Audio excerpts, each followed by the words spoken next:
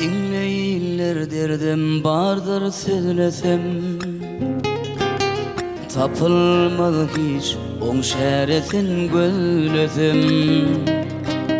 Yürek yağlar aytman senden gülesem, nenin var sevgin lezzetin görmesem.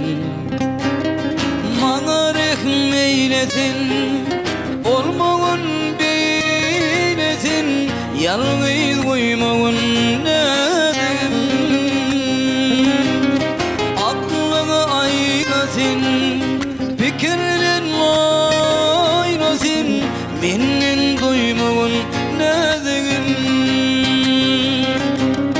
Yalvar yan, hoşlaşma nedim. Yanımdan başlaşma nedim.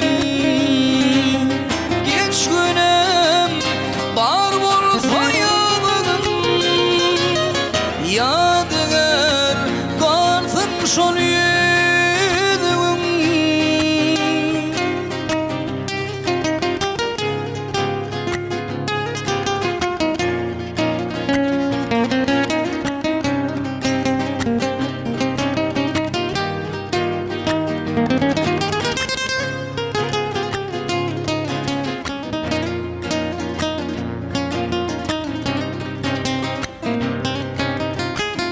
Anam akın yarın eden işine, beydersin de hiç gelmedi hoşuma.